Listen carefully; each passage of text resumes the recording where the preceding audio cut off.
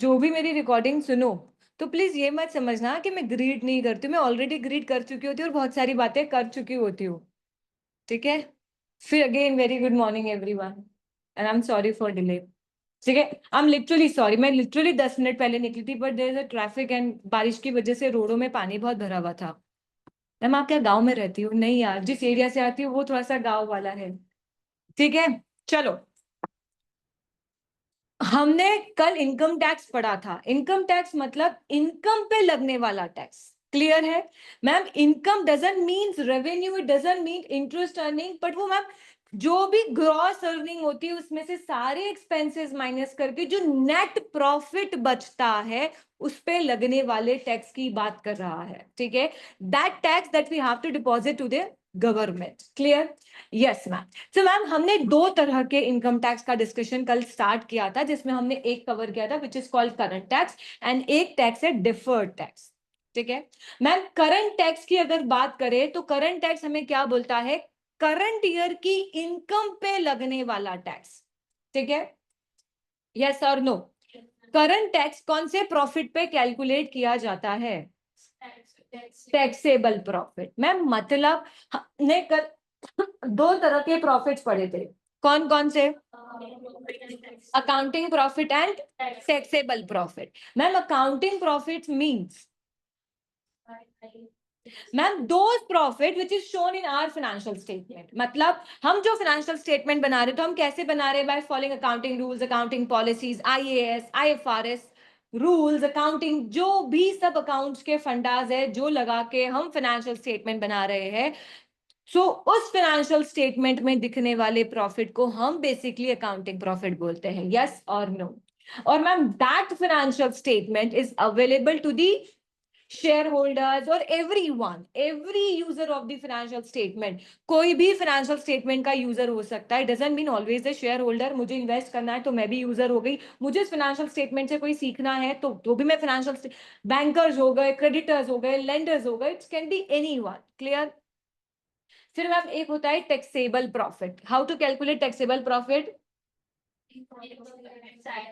Ma'am income tax act. देखो एक बात बताऊं, गवर्नमेंट इतनी इजी नहीं है। आप बोलते हो ना कि ये खर्चा हमारे हमारा हमारा अकाउंट एक सिंपल फंडे पे चलता है। वो बोलता है चाहे पेड किया हो या ना किया हो, बट अगर उस साल का बिजनेस का खर्चा है तो आप पीएनएल में एक्सपेंस आउट करोगे। यही सीखा है कि कुछ अलग सीखा है? नहीं मैम, यही सीखा है कि अगर बिजनेस का खर्चा है, हमको कोई वो बताया है क्या लिस्ट ऑफ खर्चे के बस यही खर्चे डाल सकते हो? नहीं, उन्होंने बोला है अगर बिजनेस से रिलेटेड है you have to allow to charge to statement of PNL. Am I clear? Yes ma'am. पर इनकम टैक्स थोड़ी टेढ़ी है।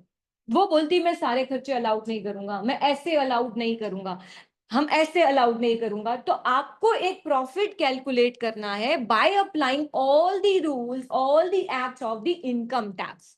ठीक है, अब जब वो रूल्स और वो फंडास लगाओगे तो आप किसी प्रॉफिट पे तो आओगे एंड दैट प्रॉफिट इज से consider as a taxable profit. ठीक है, सो मैम हमने प्रॉफिट बिफोर टैक्स दोनों में निकाला, अकाउंटिंग प्रॉफिट में भी निकाला और टैक्सेबल प्रॉफिट में भी निकाला। पर जब आप इनकम टैक्स का प्रोविजन बनाते हो, इनकम टैक्स का प्रोविजन, तो वो कौन से प्रॉफिट पे लगता है?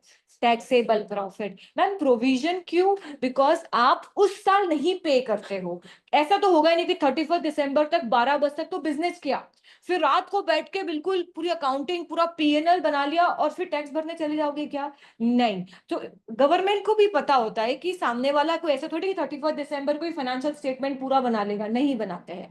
सो मैम वो आपको 2-3 महीने का मार्जिन देते हैं, then you allowed to prepare the financial statement, then you paid the taxes. पर डू यू थिंक उस साल की इनकम है? पीएन मैचिंग कंसेप्ट क्या बोलता है? जिस साल की इनकम है उसी साल उसके एक्सपेंसेस आने चाहिए। तो डू यू थिंक इनकम इस साल कमाई है तो उस पर जो टैक्स लगना है वो भी तो उसी साल आना चाहिए, भले से पे किया हो या ना किया हो। इसलिए हम एक प्रोविजन फॉर टैक्स बनाते हैं, पीएनएल में चार्ज करते हैं और बैलेंस शीट में क्या क्रिएट करते हैं? एक लायबिलिटी, एक provision. Am I clear everyone? और वो पेड कब होता है? नेक्स्ट फाइनेंशियल ईयर में। Am I clear? Yes ma'am. Ma'am हमने एक कॉन्सेप्ट सीखा था, अंडर एंड ओवर प्रोविजन सीखा था। तो वो करंट ईयर की बात कर रहा होता है कि प्रीवियस ईयर की बात कर रहा होता है? मैम वो प्रीवियस ईयर की बात कर रहा होता है। कैसे? प्रीवियस ईयर आपने एक प्रोविजन बनाया, आपकी बैलेंस शीट में एक प्रोविजन आया 10,000 का, ठीक है, तो आपने पीएनएल में चार्ज कितना किया? 10,000। और बैलेंस शीट में लाइबिलिटी कितने की खड़ी करी? 10,000। तो ये प्रीवियस ईयर की कहानी थी। फिर हम करंट ईयर में आए। करंट ईयर में पेड करना था उसी टैक्स को, और हमने 10 की जगह 8 पे किया। सो डू यू थिंक आपने ओवर प्रोविजन बना रखा था, जिसके लिए आपको सिर्फ 8,000 का प्रोविजन बनाना था, आपने कितने का बनाया? तो 2,000 से एक्स्ट्रा बनाया। और डू यू थिंक यही 2,000 आपने पीएनएल में एक्स्ट्रा खर्चा बुक किया था? किया था। अब आप जब इस साल इनकम टैक्स का खर्चा डालोगे, उस खर्चे में से 2,000 कम कर लेना, तो डू यू थिंक आपका खर्चा कम हो गया? पर बैलेंस शीट में क्या जाएगा? बैलेंस शीट में जितना प्रोविजन करंट ईयर का बनना चाहिए उतना जाएगा, उसके एडजस्टमेंट्स नहीं जाते। क्यों नहीं जाते? क्योंकि हमारी बुक्स बोल रही है कि मेरे को 10,000 पे, मतलब हमारी बुक्स ने तो क्या बोला, इस साल 20,000 पे करना है। आपने 2,000 जब उससे माइनस किए तो वो बोल रही है 18 पे करना है। करोगे कितना? 20 के 18। क्योंकि 2,000 तो प्रीवियस ईयर का एडजस्टमेंट था ना। इस साल तो मेरे को तो 20 ही पे करना है ना, तो मेरी बैलेंस शीट में लाइबिलिटी कितने की खड़ी होगी? और अल्टीमेटली एक 2,000 का बैलेंस खड़ा था, उसको आपने 2,000 करके जीरो कर दिया। कल सिखाया था। यस और नो? तो under and over provision previous year के प्रोविजंस की बात करता है कि पिछले साल ये बनाया और पेड इतना किया है, तो उसका एडजस्टमेंट हम कहाँ देते हैं? करंट ईयर में। मेरी बात समझ में आई? देखो, मैं आपको स्क्रीन शेयर करती हूँ। स्क्रीन विजिबल है? विजिबल है? देखो, मैं आपको क्वेश्चंस दिखाती हूँ, क्वेश्चंस कैसे आते हैं।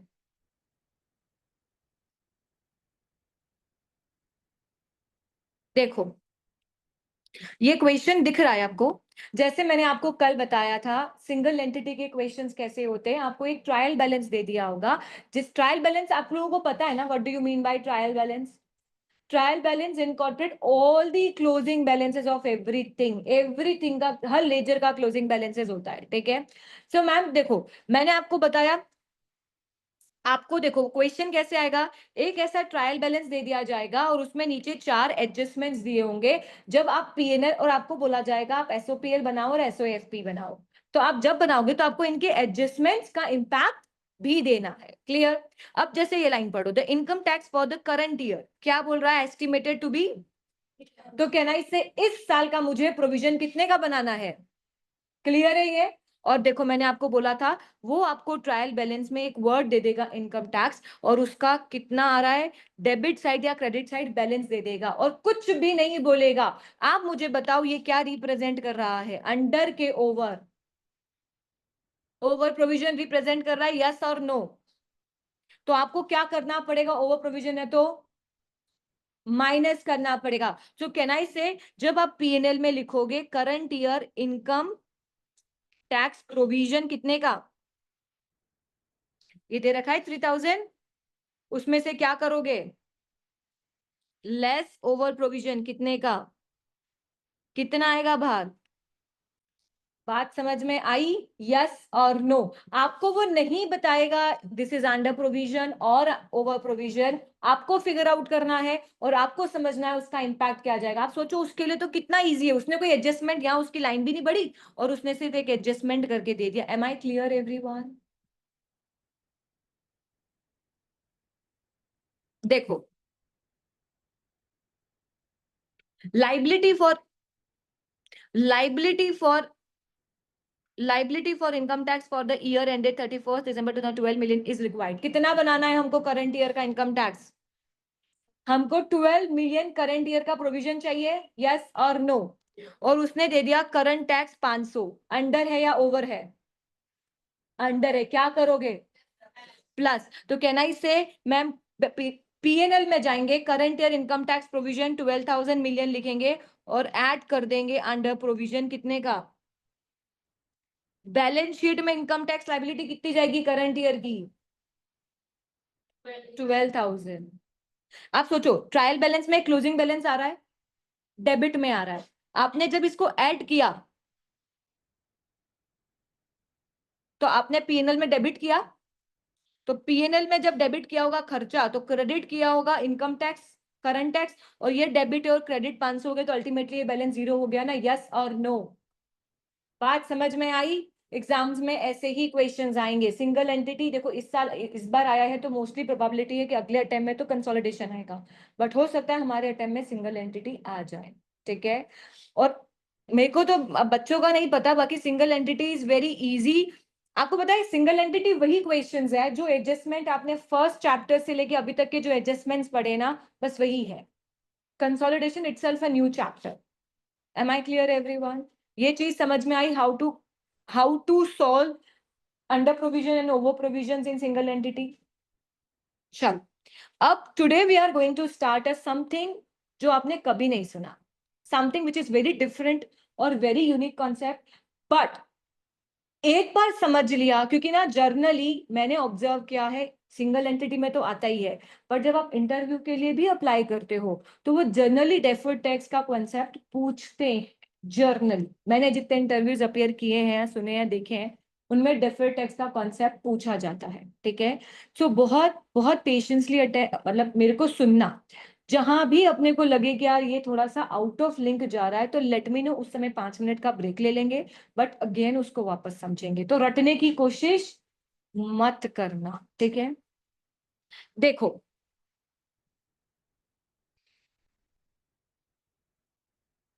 कल हमने एक चीज सीखी थी,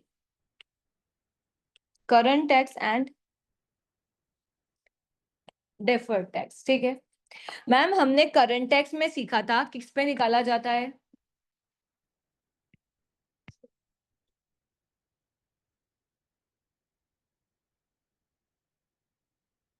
ये सीखा था, है ना? अब वही क्वेश्चन वापस लेते हैं।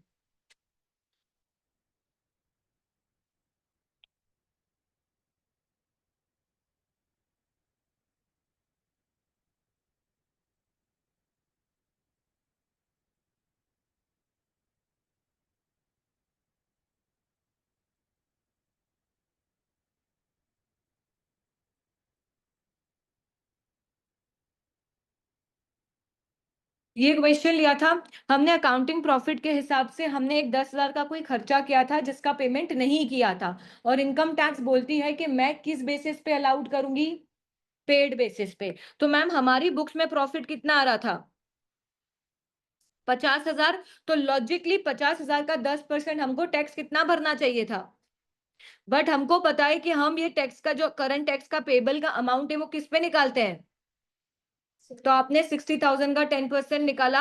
अब आप बताओ, अब जब ये फाइनेंशियल स्टेटमेंट अपने पापा को दिखाओगे या किसी भी शेयर होल्डर को दिखाओगे, वो आपको पागल नहीं बोलेगा? मैम क्यों?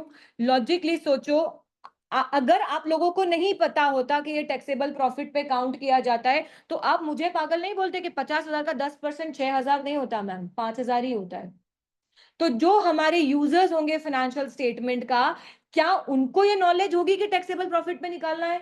हम अकाउंट्स बैकग्राउंड के हैं ना, सब कॉमर्स के हैं, तो क्या आप लोगों को पता थी? जब आप लोगों को अकाउंट्स की नॉलेज होने के बाद भी ये नहीं पता है, तो जो हमारे इन्वेस्टर्स होंगे, जरूरी है क्या वो कॉमर्स बैकग्राउंड के होंगे? नॉन कॉमर्स बैकग्राउंड के भी होंगे। तो मैम कॉमन सेंस की बात है, टैक्स रेट अगर 10% दे रखी है तो ऑब्वियसली वो 50,000 का 10% निकालेगा, ना कि 60,000, क्योंकि ये प्रॉफिट तो अवेलेबल ही नहीं है शेयर होल्डर्स को। आपको नहीं लगता कि ये कुछ गलत है? ये प्रेजेंटेशन ही, हम मान रहे हैं कि 6,000 आना चाहिए, क्योंकि हमारा अकाउंटिंग रूल बोलता है कि टैक्सेबल प्रॉफिट गवर्नमेंट को 60,000 का प्रॉफिट देना है, तो उस पे 6,000 तो आना ही चाहिए। बट ये प्रॉफिट तो किसी के पास अवेलेबल नहीं है, तो अगर वो ये फाइनेंशियल स्टेटमेंट देखेगा तो वो आपको बोलेगा नहीं कि लैक ऑफ नॉलेज है कॉमर्स की, या अकाउंटिंग नहीं आती ढंग से, यहाँ 5,000 आना चाहिए। यस और नो? इस प्रेजेंटेशन को बेटर करने के लिए, ऐसी प्रेजेंटेशन करने के लिए कि सामने वाला या हमारे पापा हमको ये ना बोले कि अब तू मत जा, बेकार काम सीख रहा है, कुछ नहीं सीख रहा है, इसलिए डेफर्ड टैक्स का कॉन्सेप्ट लाया गया। जब मैं आपको डेफर्ड टैक्स बताऊंगी तो यहाँ पे प्रेजेंटेशन में अपने आप 5,000 आ जाएगा, बनाओगे 6,000 ही, पर प्रेजेंटेशन में 5,000 आएगा। तो उससे क्या होगा, उससे ये होगा कि सामने वाला आपको पागल तो नहीं बोलेगा एटलीस्ट, नहीं तो हमारी इतनी मेहनत वेस्ट हो जाएगी। क्या बैलेंस शीट के नीचे जो नोट्स प्रोवाइड, आप तब भी वहां पे टैक्सेबल प्रॉफिट की डिटेल नहीं दे सकते, this is a merely just a calculation. क्योंकि देखो, आपने ये 10,000 डिसअलाउड किया किया, सामने वाले को कैसे, आप फिर आपको पूरा इनकम टैक्स एक्ट मेंशन करना पड़ेगा कि this is because of that, और this is the only single transaction. ठीक है, जब आप इनकम टैक्स एक्ट पढ़ोगे तो आपको वैरायटीज ऑफ ट्रांजैक्शंस दिखेंगे कि जो मिसमैच हो रहे हैं, तो आप सबका डिटेल मेंशन नहीं कर सकते हैं। और कोई भी नोट्स ऑफ अकाउंट्स में देखने में इतना इंटरेस्टेड नहीं होता है, क्योंकि क्लियर दिख रहा है ना, जब टैक्स रेट 10% है तो 50,000 का 10% ही लगना चाहिए, 6,000 तो नहीं लगना चाहिए। यस और नो? ठीक है, तो अब मैं आपको पहले कॉन्सेप्ट समझाती हूँ, फिर इसको इससे लिंक करूंगी कि क्या कॉन्सेप्ट है। ठीक है, तो आपको समझ में आया हम डेफर्ड टैक्स क्यों पढ़ रहे हैं? ताकि हमको सामने वाला पागल ना बोले, सिर्फ इसलिए पढ़ रहे हैं। ठीक है,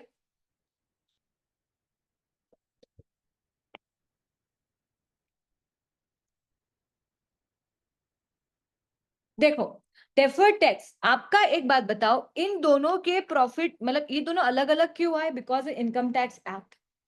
So can I say there is a difference of accounting profit and taxable profit? There is a difference in accounting. अगर सेम होता तो क्या डिफरेंस आता? अगर यहाँ पे भी 50 होता, यहाँ पे भी 50 होता, तो कुछ आता क्या? नहीं। तो कैन आई से अकाउंटिंग प्रॉफिट और टैक्सेबल प्रॉफिट में डिफरेंस है, इसलिए आया है? यस और नो? Yes ma'am. तो कैन आई से accounting profit is not match with the taxable profit, तभी डेफर्ड टैक्स का कुछ कॉन्सेप्ट आएगा, अदरवाइज नहीं आएगा। यस और नो? ठीक है, अब मैं आपको बताती हूँ, ये डिफरेंस दो तरीके के हो सकते हैं। अब देखो, कॉमन सेंस में बताना, प्रफुल्ल लड़का है और वैदेही लड़की है, ये डिफरेंस परमानेंट है कि टेम्पररी है? Permanent, you can't change. ठीक है, प्रफुल्ल के 60 मार्क्स आए, वैदेही के 58 मार्क्स आए, दैट डिफरेंस इज टेम्पररी और परमानेंट? टेम्पररी। अगर वैदेही अच्छा करेगी तो वो प्रफुल्ल से भी आगे निकल सकती है।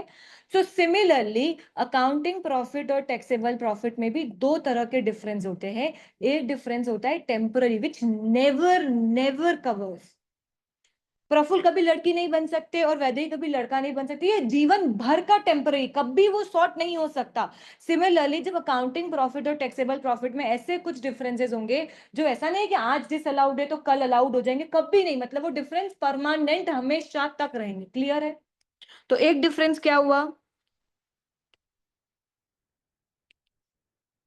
Permanent difference. और एक होता है टेम्पररी डिफरेंस, मतलब वो डिफरेंस आज है पर अल्टीमेटली कुछ टाइम बाद वो जीरो हो जाएगा। ठीक है मैम, मतलब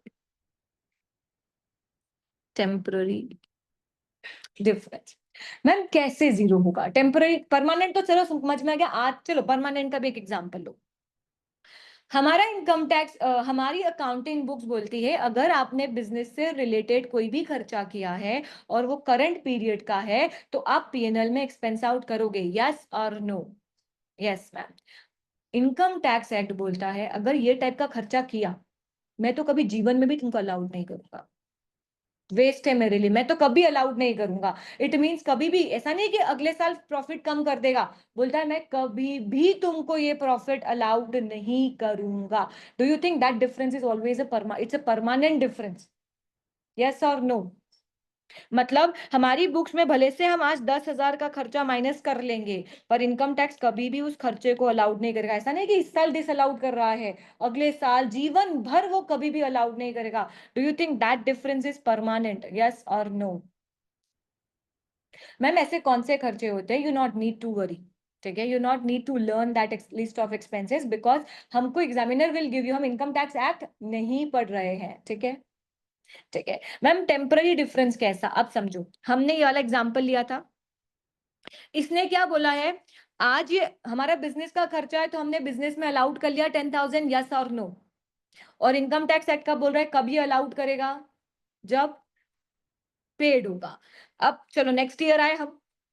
ठीक है, नेक्स्ट ईयर अभी सीधे जीपी से बात करें, जीपी 1 लाख है, हमको तो ये पिछले साल अलाउड हो गया था, तो इस साल वापस अलाउड करेंगे क्या अकाउंटिंग प्रॉफिट में? इस साल अगर ये खर्चा नहीं किया तो अलाउड होगा क्या? नहीं। प्रॉफिट कितना आ गया आपका? 1 लाख आया। सिमिलरली टैक्सेबल प्रॉफिट भी 1 लाख था, पर हमने इस साल वो खर्चा पेड कर दिया है, पिछले साल हमने पे नहीं किया था, इस साल हमने पेड कर दिया है, तो क्या इनकम टैक्स ये एक्सपेंसेस अलाउड कर देगी? Yes ma'am. तो मैम प्रीवियस ईयर अलाउड नहीं किया पर इस साल पेड कर दिया है, तो इनकम टैक्स अलाउड कर देगा क्या? कितना आया? पहले 10,000 से कौन सा प्रॉफिट ज्यादा था? इस साल 10,000 से कौन सा प्रॉफिट ज्यादा है? हो गया अल्टीमेटली बैलेंस जीरो। तो कहना इससे आज उस साल अलाउड नहीं किया होगा पर अपकमिंग ईयर्स में वो आपको अलाउड कर देगा। तो अल्टीमेटली देखो हमको फायदा कितने का मिला? 10,000 का ही फायदा मिला ना। आप जब पीएनएल में आपकी इनकम के अगेंस्ट खर्चा डालते हो तो आपको फायदा फील होता है कि नुकसान फील होता है? जब हम पीएनएल में इनकम के अगेंस्ट एक्सपेंसेस डालते हैं तो क्या फायदा फील होता है कि नुकसान फील होता है? नुकसान फील होता है। वेरी गुड मैम, फायदा फील होता है क्योंकि जितने ज्यादा खर्चे डालेंगे पीएनएल में उतना प्रॉफिट कम आएगा, उतना प्रॉफिट कम आएगा तो उतने पे कम टैक्स पे करना पड़ेगा। ठीक है, तो मैम हमको अल्टीमेटली 10,000 का ही फायदा मिलना था। अकाउंटिंग प्रॉफिट में हमको करंट ईयर में मिल गया और इनकम टैक्स में हमको नेक्स्ट ईयर में मिल गया। कैन आई से this is called temporary difference, के आज नहीं तो कल। अब क्या होगा? अब बताओ कितना टैक्स पे करना है? हाँ, कितना टैक्स पे करना है? रेट 10% है। कितना? 9,000। और लॉजिकली आपकी बुक कितना बोल रही है? 10,000। अब देखो यहाँ पे लॉजिकली कितना बुक बोल रही थी? 5,000 पे करना है। कितना पे किया था? 1,000 ज्यादा। और यहाँ पे 1,000 कम करो, अल्टीमेटली आपको 1,000 का फायदा दिख रहा है या नहीं दिख रहा है? यस और नो? समझ में आया डेफर्ड टैक्स का कॉन्सेप्ट? अभी सब तो ऐसे बोल रहे हैं हाँ, आगे मैंने कॉन्सेप्ट तो बताया ही नहीं है। मैं आपको सिर्फ ये बता रही हूँ what do you mean by permanent difference, that difference which never become zero. But temporary difference के आज इनकम टैक्स में अलाउड नहीं है पर अल्टीमेटली अलाउड हो जाएगा तो दोनों का सॉर्ट होके जीरो हो जाएगा। इधर 1,000 ज्यादा टैक्स भर दिया, इधर 1,000 कम टैक्स भर दिया, अल्टीमेटली 1,000 बच गए ना। और लॉजिकली बचना भी चाहिए था क्योंकि 1,000 जब 10,000 का खर्चा बुक किया है तो 1,000 बचना चाहिए था। और बच गया क्या? जीरो हो गया। इधर ज्यादा किया, इधर कम किया, हो गया जीरो इम्पैक्ट। यस और no? Yes ma'am. So ma'am दो तरह के डिफरेंसेस होते हैं, टेम्पररी और परमानेंट। परमानेंट तो कभी जीरो नहीं होगा, टेम्पररी आने वाले कुछ सालों में जीरो हो जाएगा। यस और नो? आया समझ में? सो इन आर सिलेबस हमको परमानेंट डिफरेंस पे इतना डिस्कशन नहीं है, सिर्फ मीनिंग समझना था कि that difference will never become zero. अभी मैम डिस्कशन करेंगे टेम्पररी डिफरेंस। ठीक है, अब बहुत पेशेंसली, बहुत आराम से मेरे को सुनना। ठीक है, कुछ फ्यू स्टेप्स है that you have to follow and do the calculation. ठीक है, मैं वो स्टेप्स करके कैलकुलेशन निकालूंगी और उसको पीएनएल में आपके सामने प्रूफ करके बताऊंगी। ठीक है, प्रोसेस लेंदी है बट जब मैं प्रूव कर रही हूँ वो जस्ट फॉर आर अंडरस्टैंडिंग है। हमारे एग्जामिनेशन पर्पज से हमारा सिर्फ वो 2-3 स्टेप करके हम हमारा आंसर आ जाएगा। बट एक बार मीनिंग समझ में आ गया तो आप ये कॉन्सेप्ट को कभी नहीं भूलोगे। ठीक है, टेम्पररी डिफरेंस। अब जो हमारे सिलेबस में टेम्पररी डिफरेंस, जैसे देखो टेम्पररी डिफरेंस तो बहुत मल्टीपल वैरायटी से डिफरेंसेस हो सकते हैं। कोई खर्चा इधर अलाउड नहीं है, कुछ खर्चा उधर अलाउड हो गया। तो ऐसे वैराइटीज ऑफ डिफरेंसेस में एक डिफरेंस बेसिक जो मेनली बात की जाती है वो है डेप्रीसिएशन का डिफरेंस। क्या हमारी बुक्स में आपको कोई रेट दे रखी है कि आपको इस एसेट से इसी रेट पे डेप्रीसिएशन लगाना है? यस और नो? क्या हमारे अकाउंटिंग रूल्स में कोई फिक्स मेथड है कि आपको एसएलएन से ही लगाना है या डब्ल्यूडीवी से ही लगाना है? It's up to you, it's up to your company policy, you can choose any method that you wanted. But income tax बोलता है हम तो बताएंगे तुमको कितना डेप्रीसिएशन लगाना है, तुम्हारी मर्जी नहीं चलेगी। ठीक है, so let's take a single example. ठीक है, मैंने एक एसेट खरीदा, कितने का होगा? 60,000 का एसेट खरीदा और उसकी यूजफुल लाइफ है 3 इयर्स। अगर कुछ नहीं दे रखा होता तो हम जनरली क्या करते हैं मैम? 3 साल में इसको डेप्रीशिएट करते हैं। यस और नो? सो कैन आई से पर ईयर डेप्रीसिएशन होता 20,000 का। What's your name? राशि। आप जिस चैप्टर में बैठे हो ना वो बहुत कॉम्प्लिकेटेड चैप्टर है, लिटरली बहुत कॉम्प्लिकेटेड, ये कॉन्सेप्ट बहुत कॉम्प्लिकेटेड है। तो प्लीज लोड नहीं लेना। हाँ, अपन इस चैप्टर को वापस पढ़ेंगे। ठीक है? ठीक है, अगर कुछ नहीं दे रखा होगा हमारी बुक्स में क्या होता? First year, second year, third year क्या होता? मैम एसेट की कॉस्ट होती 20,000, डेप्रीसिएशन लगता 20,000, क्या होता 40,000 की एसेट बचती, ठीक है। नेक्स्ट ईयर आते फिर 40,000 की एसेट्स होती, 20,000 का डेप्रीसिएशन लगाते, एसेट्स की वैल्यू आती 20,000, यहाँ 20,000 होता और जीरो होता। क्लियर है? कुछ अलग, कुछ अनयूजुअल नहीं।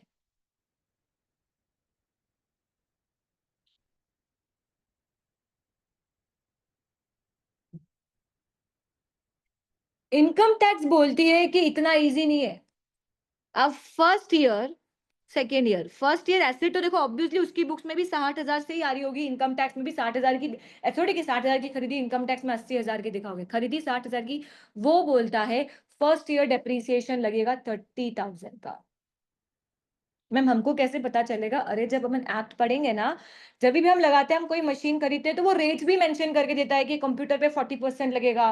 पहले कंप्यूटर पे इनिशियली 100% लगता था, फिर लगने लगा 80%, फिर लगने लगा 40%, समझ रहे? तो आपको रेट मेंशन करेगा। तो उसने बोला है फर्स्ट ईयर डेप्रीसिएशन कितना लगेगा, तो एसेट्स का वैल्यू कितना होगा इनकम टैक्स के हिसाब से? 30,000। नेक्स्ट ईयर आया होगा ओपनिंग बैलेंस 30,000, वो बोलता है इस साल डेप्रीसिएशन लगेगा 15, चलो 25,000 ले लो। एसेट्स का वैल्यू कितना आया? और 5,000, अल्टीमेटली 5,000, डेप्रीसिएशन जीरो।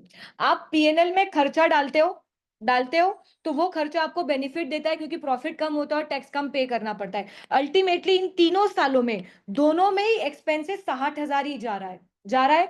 तो अल्टीमेटली बेनिफिट कितना मिलना है प्रॉफिट के अगेंस्ट में? 60,000 का। बट फर्क कितना है कि हमारी बुक्स में ये 60,000 इक्वल तीनों सालों में 20,000 का बेनिफिट दे रहा है, और इनकम टैक्स में फर्स्ट ईयर 30,000 का बेनिफिट दे रहा है, सेकेंड ईयर 25 का, और थर्ड ईयर 5,000 का। फर्क कुछ नहीं आया। 3 सालों में 60,000 माइनस हुए पीएनएल में, उधर 3 सालों में 60,000 माइनस हुए, पर ईयर अलग अलग आ रहा है। तो कहना है दिस डिफरेंस इज टेम्पररी। आज इधर ज्यादा लगा, इधर कम लगा, इधर ज्यादा लग गया, इधर कम लगा, इधर ज्यादा लग गया, इधर 20,000 ज्यादा लग गया, इधर 15,000 कम लगे, तो ultimately the difference will become zero after 3 years। Yes और नो? Yes ma'am. हमारे पास दो अप्रोचेस होती है to account for this type of differences. Two approaches होती है, पर हमारी बुक्स में हमको कौन सी अप्रोच दे रखी है? Balance sheet approach. PNL approach से प्रूफ करूंगी, आपने पढ़ रखा होगा शायद डेफर्ड टैक्स का कॉन्सेप्ट, कि नहीं? नहीं था, ठीक है। हम बैलेंस शीट अप्रोच से सीखेंगे, पीएनएल अप्रोच से प्रूफ करके बताऊंगी कि देखो लॉजिकली बैठ रहा है। जो मैं बता रही थी ना कि हमको पांच, यहाँ तो 6,000 आ रहा है, पर लॉजिकली तो 5,000 आना चाहिए, मैं आपको प्रूफ करके बताऊंगी कि देखो आपका प्रेजेंटेशन में 5,000 आ रहा है, ठीक है। यस और नो? सो हम पहले कौन सी अप्रोच फॉलो करेंगे? बैलेंस शीट अप्रोच, ठीक है।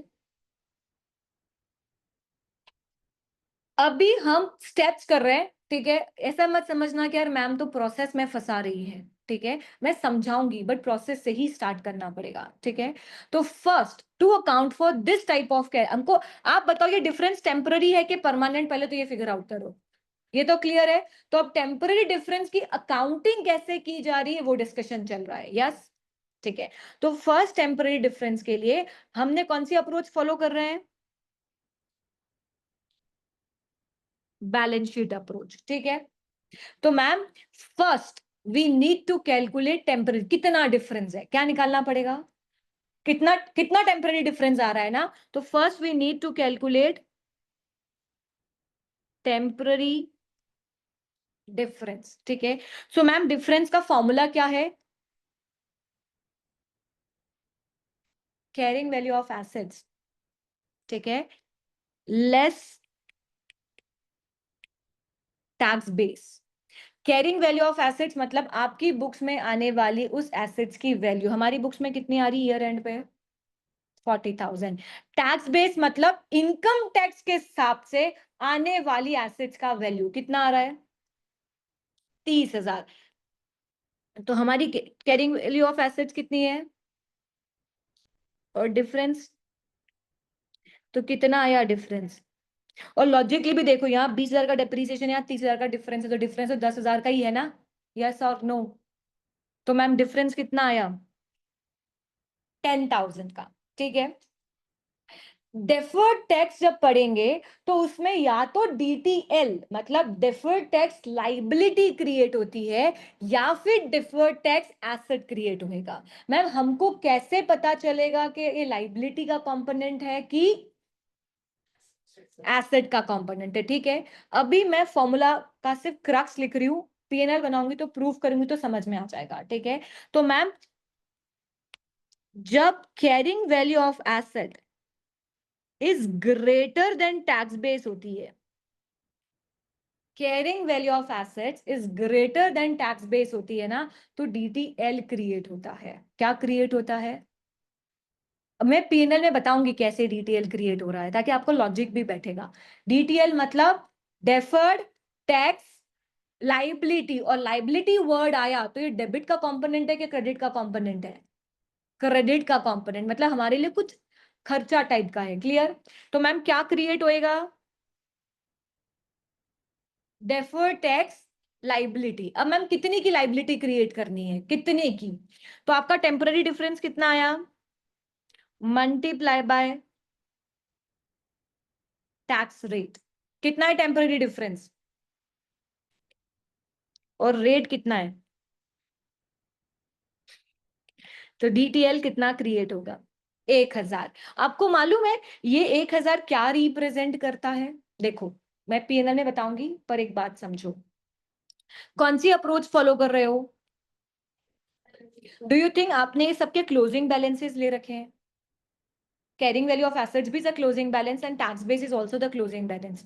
तो ये जो डीटीएल क्रिएट हो रहा है ये बता रहा है उस साल की बैलेंस शीट में, उस साल की बैलेंस शीट में आपका डीटीएल कितना आएगा।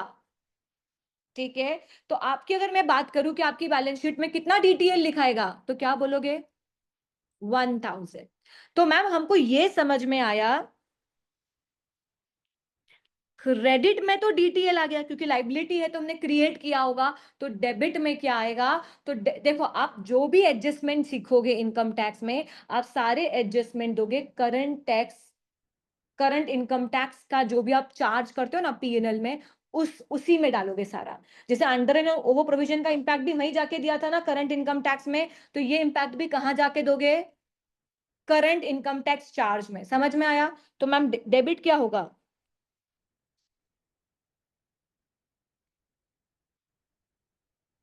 मतलब पीएनएल में खर्चा बढ़ा रहे हो कि कम कर रहे हो? पीएनएल में खर्चा बढ़ा रहे हो, यस और नो? अब देखो लॉजिकली भी बताऊं, अब समझना। अब मैं बता रही हूं आपको कि मैं जो बोल रही हूँ 5000 और 6000 का प्रेजेंटेशन, अब सीखो। जीपी कितना था? हमारी केस में शायद जीपी 50,000 था, मतलब नौ इतना था। नहीं चलो जीपी से स्टार्ट करो। ग्रॉस प्रॉफिट मानो 1 लाख है, यस और नो? तो इनकम टैक्स में भी 1 लाख है, और ये मेरा अकाउंटिंग प्रॉफिट है और ये मेरा टैक्सेबल प्रॉफिट है। ठीक है, टैक्सेबल प्रॉफिट कितना आया? 1 लाख, और जीपी अकाउंटिंग प्रॉफिट आया 1 लाख। अब डेप्रीसिएशन माइनस करें, इसमें कितना डेप्रीसिएशन माइनस होगा? और इधर कितना? 30,000 आया। कितना अमाउंट बचा? और ये कितना आया? आप मुझे बताओ करंट ईयर का इनकम टैक्स का प्रोविजन कितना बनेगा? 7,000। रेट 10% ही है तो 7,000, यस और नो? किस पे कैलकुलेट किया जाता है? मैम हमने यहाँ पे लिखा current year income tax provision कितना। आप मुझे बताओ आपके बुक्स के हिसाब से लॉजिकली कितना पे होना था इस साल? आप पे कितना कर रहे हो? फीलिंग आ रही है कम पे कर रहे हो? कम पे कर रहे हो मतलब एक लाइबिलिटी खड़ी करने की इच्छा है या नहीं? लॉजिकली बताओ। 7,000 का प्रोविजन बनाया लॉजिकली। अब जैसे धीरज को, विनायक को 8,000 रुपए देने हैं पर वो दे ही 7 रहा है, तो उसको 1,000 की लाइबिलिटी खड़ी करनी पड़ेगी या नहीं? Yes ma'am. और ये क्या बोल रहा है? Debit current year income tax क्या क्रिएट किया? तो कैन आई से डेबिट क्या मतलब इनकम टैक्स एक्सपेंसेस को और बढ़ाया, यस और नो?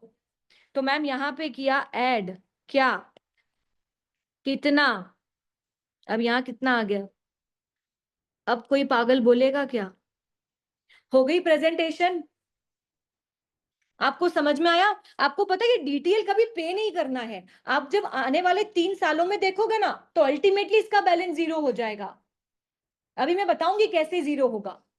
पर लॉजिक समझ में आया क्या? कि मैम हमने क्या किया, अब समझ में आया। Carrying value of assets is greater then, जब टैक्स बेस होता है तो हम क्या क्रिएट करते हैं? डीटीएल। आपने को ये वाली लाइन तो याद करनी पड़ेगी, ठीक है? कि कैरिंग वैल्यू ऑफ एसेट्स अगर ज्यादा है तो क्या क्रिएट होगा? डीटीएल। अब समझ में आया कि कोई पागल बोलेगा कि आगे ना अल्टीमेटली 8,000 प्रेजेंटेशन में, यस और नो? ठीक है, तो अगर मैं इस केस में क्या बनाऊं? एसओएफपी। तो मेरी नॉन करंट लाइबिलिटी में एक डीटीएल खड़ा होगा कितने का? 1,000 का। और करंट लाइबिलिटी में इनकम टैक्स पेबल कितना होगा? क्योंकि हमको तो अल्टीमेटली साथ ही पे करना है ना। आप ये ध्यान रखना, यहाँ पे जितने भी एडजस्टमेंट करो मुझे कोई फर्क नहीं पड़ता है, मेरा तो करंट ईयर का मतलब साथ तो साथ ही जाएगा। यस और नो? लॉजिक बैठा? चलो अब नेक्स्ट ईयर पे जंप करें। नेक्स्ट ईयर में आए, ठीक है, फिर वापस निकालना पड़ेगा क्या? Temporary difference. क्या होगा? Carrying value of assets minus tax base. कितनी है कैरिंग वैल्यू ऑफ एसेट्स? 20,000। और टैक्स बेस कितना है? कितना डिफरेंस आया? आप बताओ, डीटीएल या DTA? DTL. Carrying value of assets is greater than tax base होगा तो हमेशा क्या क्रिएट होगा? डीटीएल। चलो बनाया, कितने का डीटीएल बनाएंगे? 15,000 का 10% कितना आ रहा है? 1,500। अब एक बात सोचो, ये क्या रिप्रेजेंट कर रहा है कि उस साल की बैलेंस शीट में कितना डीटीएल आना चाहिए? Closing balance. अब एक बात सोचो, मैंने डीटीएल का लेजर बनाया, आप बताओ कोई ओपनिंग बैलेंस आ रहा है क्या डीटीएल का? हाँ, 1,000 आया ना। ये आपने बनाया ना डीटीएल का ओपनिंग बैलेंस। तो मैम ये आया ओपनिंग बैलेंस कितने का? 1,000 का। क्लोजिंग बैलेंस कितना चाहिए? 1,500। ये जो रिप्रेजेंट, हम बैलेंस शीट अप्रोच फॉलो कर रहे हैं। बैलेंस शीट अप्रोच क्या बोलती है? ये जो कैलकुलेट कर रहे हो, ये क्या रिप्रेजेंट कर रहा है? उस साल का बैलेंस शीट में डीटीएल का बैलेंस कितना आएगा? कितना आ रहा है? 1,500। तो इस साल क्रिएट कितना किया? तो कैन आई से एसओपीएल से 500 क्रिएट किया है? लॉजिकली बैठा, यस और नो? ठीक है, तो मैम इस साल कितना क्रिएट किया? 500। प्रूफ करके बताऊं? चलो कट। ठीक है, सेम जीपी 1,1 लाख का। डेप्रीसिएशन कितना आया इस साल? और इसमें कितना आया? आया? ठीक है, आप बताओ इनकम टैक्स का वो कितना बनना चाहिए? 7,500 ना, 75,000 का 10%। कितना? लॉजिकली कितना बनना चाहिए था? मैम 8,000 बनना चाहिए, और मैं बना रहा हूं सिर्फ 7,500। कितने से कम बना रहा हूं? लॉजिकली आप बताओ, बनना चाहिए कि नहीं बनना चाहिए? 500 से क्या बनना चाहिए? लाइबिलिटी बनना चाहिए। और अगर क्रेडिट करा लाइबिलिटी तो पीएनएल किया डेबिट। डेबिट मतलब खर्चा बढ़ाना है कि कम करना है? तो मैम ऐड किया क्या? डीटीएल 500। अब बताओ, क्या पागल बोलेगा कोई 80,000 का 10% कर दिया 8,000? यस और नो? Yes ma'am. तो मैम अगर मैं इसमें बैलेंस शीट बनाती हूँ तो नॉन करंट लाइबिलिटी में डीटीएल कितना? 500 की 1,500? देखो ना, ओपनिंग 1,000 था, क्लोजिंग हमको 1,500 चाहिए, तो हमने पीएनएल से क्रिएट कितना किया? कितना बैलेंस चाहिए? मैम डीटीएल में बैलेंस आएगा 1,500। और करंट लाइबिलिटी में इनकम टैक्स आएगा कितना? कितना आएगा इनकम टैक्स? 7,500। यस और नो? आया? अब देखो, आपने बैलेंस तो क्रिएट करते जा रहे हो, इसको जीरो करूं 1500 को, मैंने कहा था ना ये क्रिएट होएगा, पर अल्टीमेटली एट दी जब 3 साल पूरे हो जाएंगे वो जीरो हो जाएगा। करें आगे? चलो, कितना सेम जीपी 1 लाख की, नहीं पहले वापस निकालते हैं। क्या निकालेंगे? Temporary difference. बुक्स में जीरो हो गई value, carrying value of assets is tax basis, तो टेम्पररी डिफरेंस इज, अब मैम जीरो है पर आपके पास डीटीएल का बैलेंस है, तो आप क्या क्रिएट करोगे अगेन वापस? जिसका बैलेंस होता है ना, जैसे एक बात सोचो कॉमन सेंस की, आपने इंस्टीट्यूट को 1 लाख रुपए दिए दिए और उसमें से, नहीं सॉरी रुको, इंस्टीट्यूट को 1 लाख रुपए देने थे, आपने 1,20,000 दिए, कितना हो गया? 20,000 ज्यादा दिए, आपके लिए एक एसेट है, ठीक है। नेक्स्ट ईयर 1 लाख देने थे, आपने सिर्फ 80 दिए, तो 20,000 की उधारी खड़ी करोगे कि जीरो कर दोगे बैलेंस? तो जिसका बैलेंस क्रिएट किया है पहले उसको जीरो करना, फिर उसके बाद कुछ और क्रिएट करना होगा तो समझेंगे। समझ में आई बात? तो मैम डीटीएल का ही बैलेंस क्रिएट कर रखा है, तो अल्टीमेटली क्या, tax difference into tax rate क्या आया? 0 × 10%, जीरो आ गया। तो कहना इससे उस साल का आपको डीटीएल कितना चाहिए? जीरो चाहिए। ओपनिंग बैलेंस कितना था? 1500। क्लोजिंग बैलेंस कितना हो गया? तो एसओपीएल में कितना कम करना है? यस और नो? एसओपीएल में बनाना है कि कम करना है? कम करना है, यस और नो? Yes ma'am. चलो आए इधर, 1 लाख का एसेट है, जीपी है, ठीक है। डेप्रीसिएशन कितना लगा? डेप्रीसिएशन कितना लगा? एसेट्स का वैल्यू कितना आया? 95,000। कितना बना करंट ईयर का इनकम टैक्स प्रोविजन? 9,500। डीटीएल कम करना है, जब बनाते हैं तो ऐड करते हैं, कम करेंगे तो क्या करेंगे? लेस करेंगे। और लॉजिकली भी देखो मैम, 8,000 का ही टैक्स भरना है हमारे हिसाब से, और हम भर कितना रहे हैं? तो 1,500 से कम करना है मैम, लेस करेंगे कितना? डीटीएल का जो बैलेंस कम करना है, अल्टीमेटली कितना आ गया? और अगर बैलेंस शीट देखेंगे तो मैम, नॉन करंट लाइबिलिटी में डीटीएल विल बिकम, और करंट लाइबिलिटी में income tax payable is, am I clear everyone? So आप डीटीएल डीटीए क्रिएट करते हो, ठीक है, बट अल्टीमेटली वो जो टेम्पररी डिफरेंस है ना, उनका जितने भी साल का डिफरेंस है उसके बाद बैलेंस विल बिकम जीरो।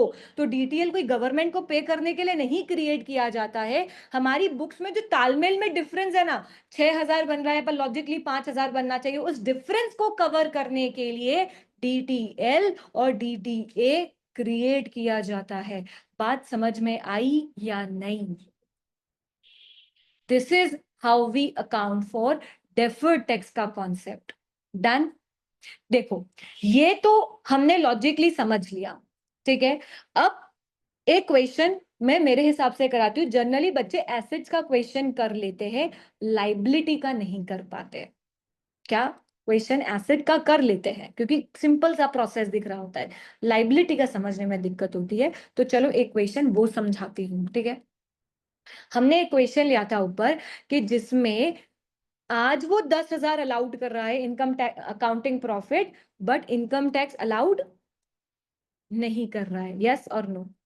ठीक है, क्या कहानी थी ऊपर?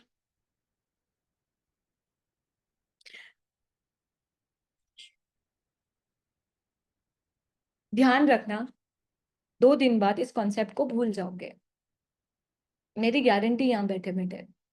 आज घर जाके भी प्रैक्टिस करोगे तो भी भूल जाओगे, लिटरली भूल जाओगे। क्योंकि सुनने में हमको सब हाँ हाँ हाँ हाँ हाँ हाँ समझ में आती, सारी प्रोसेस समझ में आती, पर जब हम खुद से करने जाते हैं ना, तो हम फिगर्स में घूम जाते हैं। हमारा कॉन्सेप्ट पता है यहीं तक खत्म हो जाता है, ये जो लाइन दिख रही है आपको, यहीं तक खत्म हो जाता है। ये तो मैंने आपको फर्दर समझाने के लिए, प्रूव करने के लिए कि देखो डीटीएल क्रिएट हुआ तो क्यों क्रिएट हुआ, और डीटीएल को बैलेंस जब जीरो किया तो क्यों किया। So what you have to do, आप कोई भी एक रैंडम एसेट लेना, 10,000 की, 20,000 की, 30,000 की, और 3 साल का अपने हिसाब से बनाना। जरूरी नहीं है कि डेप्रीसिएशन इनकम टैक्स में ही ज्यादा हो, इनकम टैक्स में कम करके देख लेना। आपको तो लॉजिक पता है, carrying value of assets greater than tax base है तो DTL होगा, नहीं तो क्या क्रिएट होगा, DTA। ठीक है, तो आप लोग प्लीज प्लीज घर जाके एक बार इस चीज को प्रैक्टिस करना, नहीं तो मैं गारंटी ले रही हूँ 2 दिन बाद सब रॉकेट हो जाएगा, और होता ही है। ठीक है, अब चलो एक क्वेश्चन जो मैं समझाना चाह रही हूँ आप लोगों को। आपको ये समझ में आया टेम्पररी डिफरेंस अल्टीमेटली 3 साल के बाद जो भी हम डेफर्ड में बैलेंस क्रिएट कर रहे हैं वो जीरो हो जाएगा। आपको DTL अकाउंट से कोई कैश पेमेंट नहीं करना है और उसके अगेंस्ट में कोई कैश रिसीव्ड नहीं होगा। It just a bookish entry to compensate the difference between taxable profit and accounting profit. ठीक है, प्रेजेंटेशन डिफरेंस को कंपनसेट करने के लिए एक एडजस्टमेंट निकाला गया है, ताकि सामने वाला जिसको कॉमर्स की इतनी नॉलेज नहीं है वो हमें पागल ना बोले। मैं तो सब स्टूडेंट्स को बोलती हूँ ये कॉन्सेप्ट ही सिर्फ हम अकाउंटेंट को पागल ना बुलवाने का कॉन्सेप्ट है। नहीं तो अगर आप आपके पापा को ऐसा फाइनेंशियल स्टेटमेंट दिखाओ तो वो सीधे थप्पड़ ही मारेंगे, भाई तो 2 महीने 3 महीने से इंस्टीट्यूट जा रहा हो, देखो ये नहीं पता 5,000 का 10% 5,000 होता है। मैम पहली बात तो आपको पढ़ना चाहिए क्योंकि 5,000 का 10% 500 होता है। मैं 50,000 बोलना चाह रही थी। चलो ये क्वेश्चन देखो,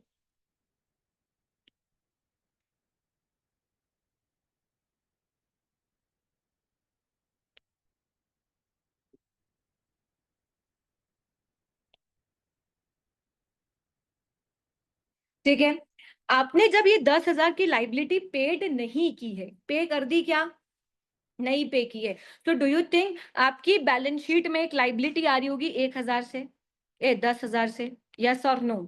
आ रही होगी बैलेंस शीट में लाइबिलिटी, एक्सपेंसेस अकाउंट डेबिट और क्रेडिट लाइबिलिटी, मतलब पेबल्स 10,000, यस और नो? क्या इनकम टैक्स में ये लाइबिलिटी आ रही होगी? क्या इनकम टैक्स में ये लाइबिलिटी आ रही होगी? मैम क्यों आएगी, वो खर्चा ही अलाउड नहीं कर रहा, खर्चा ही नहीं मान रहा है, तो लाइबिलिटी क्यों देगा बैलेंस शीट में, यस और नो? आप समझो ना, आपने वो खर्चा ही नहीं डाला, डेबिट डाला क्या पे 10,000? जब डेबिट खर्चा ही नहीं किया तो क्रेडिट लाइबिलिटी आएगी, यस और नो? तो मैम बैलेंस शीट में लाइबिलिटी नहीं आ रही है। तो यू थिंक अगले साल हमारे अकाउंटिंग प्रॉफिट में लाइबिलिटी नहीं आएगी क्योंकि पेड कर दिया है, पर इनकम टैक्स में लाइबिलिटी, इनकम टैक्स में भी नहीं आएगी क्योंकि इनकम टैक्स में भी जीरो हो जाएगा क्योंकि पेड बेसिस पे अलाउड करता है, यस और नो? यस और नो? Where is path? यार घर जाने का इतना क्या शौक है यार सबको? मैं वो तो पाथ से ही पूछू, कोई ढूंढ तो नहीं रखी उसने वहां पे? पार्थ आया है कि नहीं आज?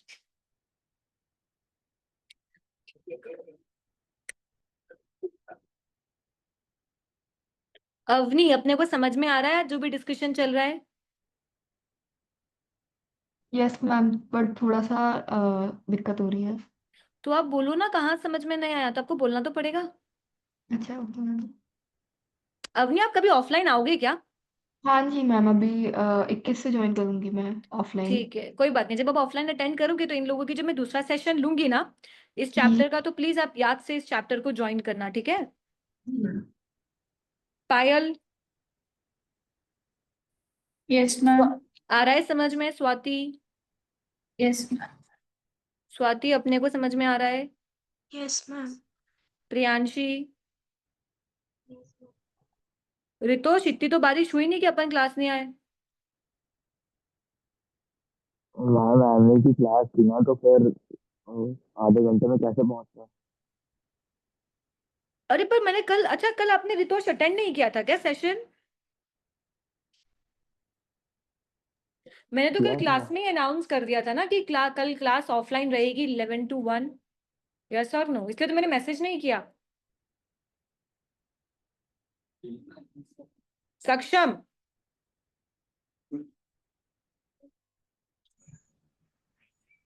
चलो, सो कैन आई से, अगर मैं बैलेंस शीट देखूं, बहुत ध्यान से सुनना मेरी बात प्लीज गाइस, ठीक है? अगर मैं बैलेंस शीट देखूं तो, क्योंकि हम कौन सी अप्रोच फॉलो कर रहे हैं, बैलेंस शीट अप्रोच, तो मैम हमारी बैलेंस शीट में अकाउंटिंग प्रॉफिट में 10,000 की नॉन करंट लाइबिलिटी होगी और टैक्सेबल प्रॉफिट में लाइबिलिटी होगी 0।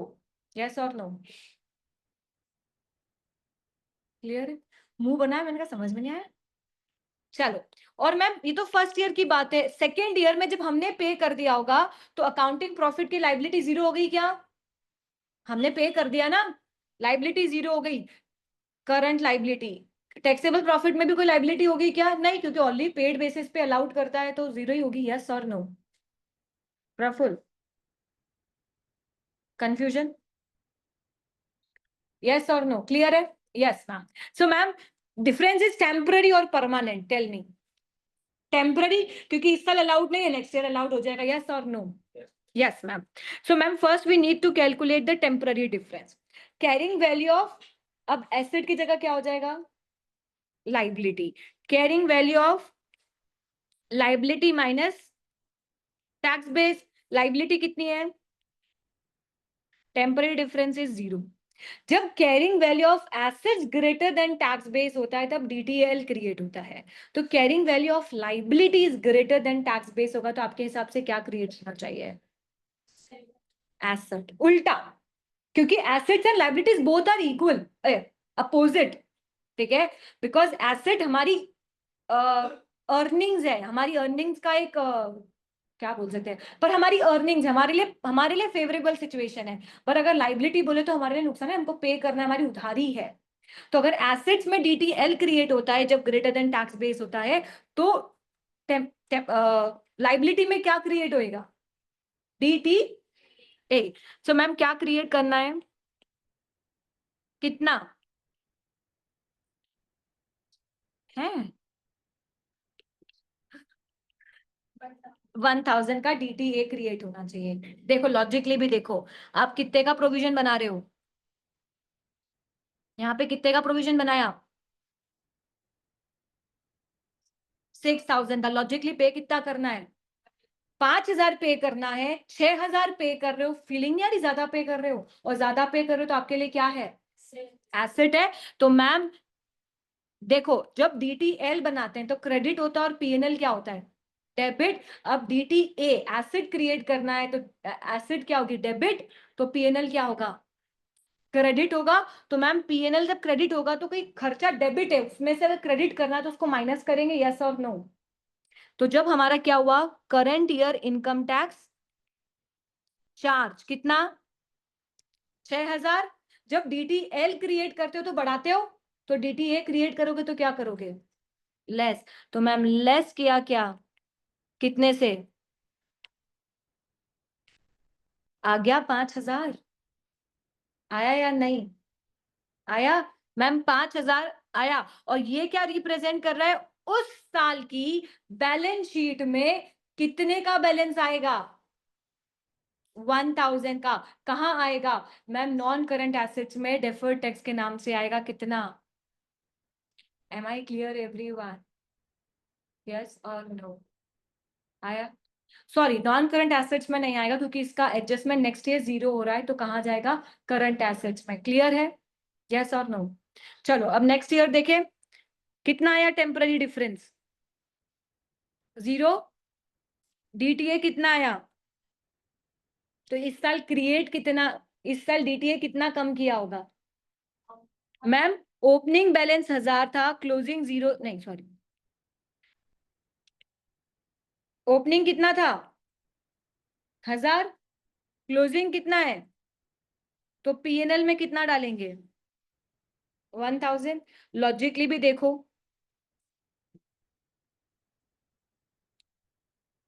नेक्स्ट ईयर जब यहाँ पे 10,000 का खर्चा बुक हुआ होगा तो 50,000 आया होगा, और यहाँ पे कितना आया होगा? और आप प्रोविजन कितने का बना रहे होंगे? 5,000 का। जब डीटीए क्रिएट करते हैं तो माइनस करते हैं, तो अब डीटीए को 0 करना है तो क्या करेंगे? ऐड करेंगे। कितने से? 1,000 से। अल्टीमेटली आ गया 6,000। यस और नो? लॉजिक बैठा या नहीं? तो अल्टीमेटली उनका जो भी टेम्पररी डिफरेंस है नंबर ऑफ इयर्स है ना, इट विल बिकम 0। लॉजिक बैठा क्या? मैं क्या सिखाना चाह रही हूँ, चाहे आप DTL क्रिएट करो, चाहे आप DTA क्रिएट करो, जो भी उनके ड्यूरेशन है टेम्पररी डिफरेंस का, ultimately at the end of that zero हो जाता है। यस और नो?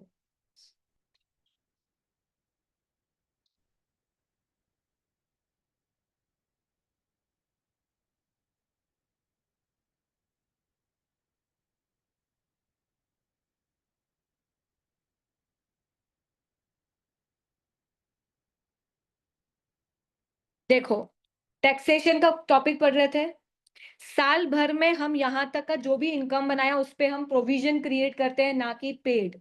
तो प्रोविजन क्रिएट किया और पेड कब करते हैं? विद इन उसकी ड्यू डेट पे। मैम यहाँ 31 मार्च लिखी, मैंने समझाने के लिए लिखी गई है, हर कंट्री की ड्यू डेट उनके हिसाब से होती है। In India 31 July is the due date for filing income tax return, but in India में फाइनेंशियल ईयर क्या है? 1 अप्रैल टू 31 मार्च। क्लियर है? आपको विद इन ड्यू डेट पे फाइल करना होता है, ठीक है। हम एलिमेंट ऑफ टैक्स सीखेंगे, जिसमें हमने कौन से दो टैक्स सीखे? Current tax and current tax किस पे निकाला जाता है? तो ma'am even though profit before tax is my accounting profit, पर इस पे क्रिएट होने वाला जो प्रोविजन है वो किस पे कैलकुलेट किया जाता है? Taxable profit. Am I clear everyone? Yes ma'am.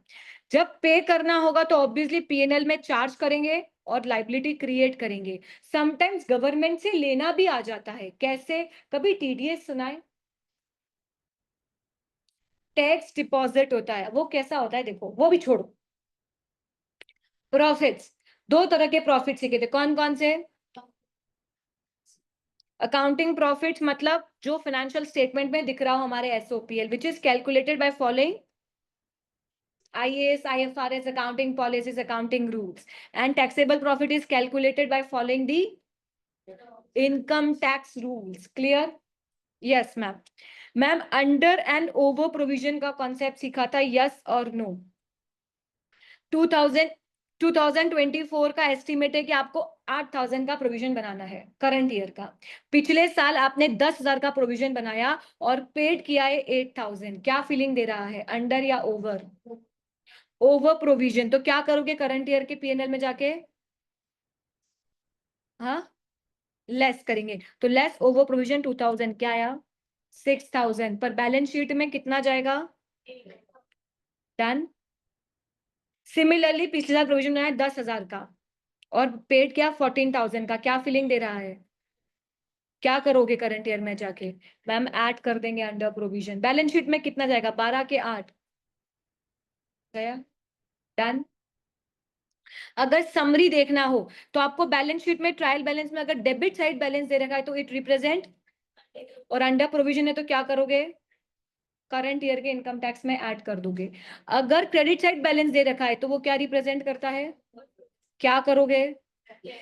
Clear है? पिछले साल ज्यादा बना दिया था तो इस साल कम कर दो, और पिछले साल कम बनाया था तो इस साल बढ़ा दो। यस और नो? समरी, करंट ईयर का इनकम टैक्स है, ऐड करेंगे अंडर प्रोविजन, लेस करेंगे। क्लियर? डेफर्ड टैक्स का, ठीक है मैम। डेफर्ड टैक्स क्या होता है? Allocating the tax charge to appropriate accounting period. मतलब आप वो जो डिफरेंस आ रहा है उसको आप अलोकेटेड कर देते हो डिफरेंस अकाउंटिंग पीरियड में। क्लियर है? ये डेफर्ड टैक्स क्यों आता है? जब अकाउंटिंग प्रॉफिट और टैक्सेबल प्रॉफिट में क्या हो? डिफरेंस हो। कैसे डिफरेंस हो सकते हैं? Temporary difference and permanent difference. मतलब ये डिफरेंस कभी भी जीरो नहीं हो सकता। बट टेम्पररी डिफरेंस क्या होता है? आज डिफरेंस अराइज हो रहा है but ultimately with in the duration वो, तो मैम ये 2-3 साल की कहानी नहीं हो सकता, 10 साल की हो। कोई एसेट खरीदी, उसकी लाइफ 10 साल की है और अलग अलग ईयर में अलग अलग डेप्रिसिएशन लग रहा है, तो ये डिफरेंस कितने सालों में कब खत्म होगा? 10 साल में, ना कि 3 साल में। क्लियर है? इसमें कोई फिक्स ड्यूरेशन नहीं है कि इतने ही सालों में कंप्लीट होगा, पर जीरो होगा अल्टीमेटली। क्लियर? ठीक है, मैंने ये एक्सपेंसेस का एग्जांपल दे रखा है, इसको समझ लेना। फिर अकाउंटिंग फॉर टेम्पररी, अब डेफर्ड टैक्स की अकाउंटिंग कैसे करोगे? First we need to calculate temporary difference is always the carrying amount minus. ठीक है, अब मैंने आपको बताया कि डेफर्ड टैक्स का बताया है, मैंने इसमें लिखा नहीं है कि डेफर्ड टैक्स लाइबिलिटी है कि डेफर्ड टैक्स एसेट्स है। कब DTL क्रिएट होगा? जब carrying value of assets is greater than tax base होगी, या फिर carrying value of liabilities less than tax base होगी। तो अगर एक याद कर लिया कि इसमें डीटीएल क्रिएट होता है, तो उल्टे उल्टे करके सब आप ये चारों निकाल सकते हो। Clear everyone? यस और नो? ठीक है। देन डेफर्ड टैक्स, जब आप डीटीएल क्रिएट करते हो तो पीएनएल में खर्चा डालते हो और क्रेडिट क्या करते हो? Deferred tax. मैम यहाँ पे ओसीआई क्यों लिखा है वो हम बाद में समझेंगे, यहाँ तक सेटल्ड हो? और जब हम डीटीए क्रिएट कर रहे होते हैं, मतलब बैलेंस शीट में एक एसेट्स क्रिएट कर रहे होते, तो डेबिट डीटीए करेंगे, तो क्रेडिट क्या करेंगे? Income tax. इट मींस आप डेबिट क्रेडिट तो आपको समझ में आ रहा है, डीटीए डीटीएल करते हैं, तो उसके अगेंस्ट में सेकेंड एंड डबल एंट्री का एडजस्टमेंट किसमें जाता है? करंट ईयर के इनकम टैक्स के प्रोविजन में। यस और नो? एसओपीएल में। ठीक है।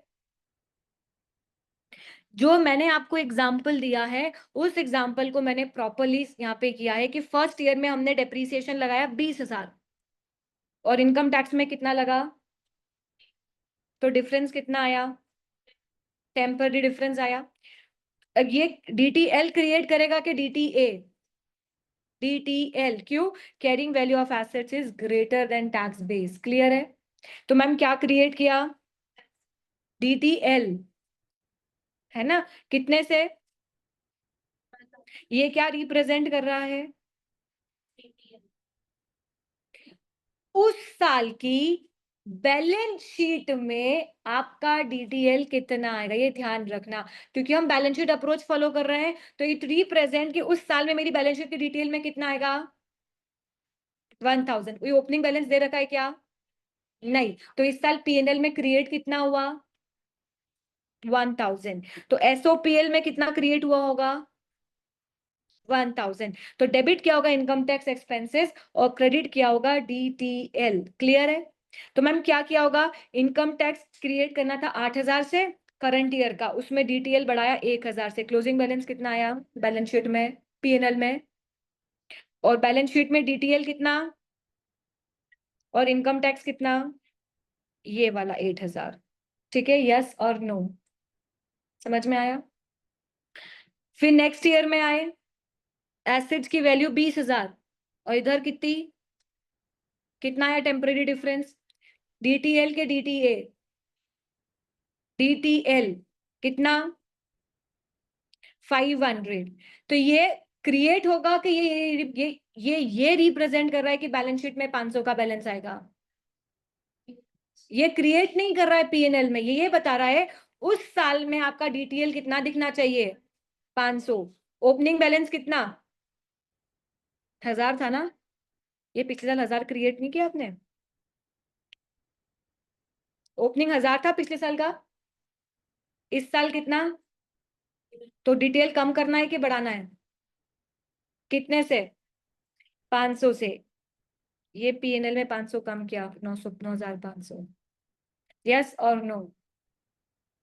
अरे बात समझ में, जरूरी नहीं कि ultimately at the end of third year ही कम होगा, वो मिडिल ऑफ द ईयर भी कम हो सकता है। समझ में आया?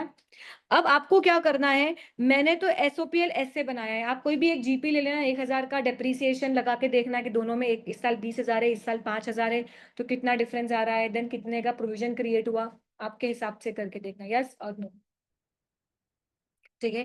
इस कहानी को बहुत अच्छे से पढ़ लेना, मैंने पूरा जितना मैं एक्सप्लेन कर सकती थी आपको, रिप्रेजेंटेशन प्रेजेंटेशन, ताकि आपको कॉन्सेप्ट बैठे, इसलिए मैंने 3 साल का रिप्रेजेंटेशन मतलब प्रेजेंटेशन करके दिया है। एक बार पढ़ना, समझ में आएगा, नहीं आएगा डू लेट मी नो, मैं आपको एक्सप्लेन करूंगी अगेन। ठीक है। सो मैम, जब बैलेंस शीट अप्रोच से हम जो भी बैलेंस निकालते हैं वो क्या रिप्रेजेंट करता है? उस साल की बैलेंस शीट में कितना बैलेंस आएगा, ना कि ये रिप्रेजेंट करता है कि उस साल कितना क्रिएट करना है। ठीक है। यस और नो?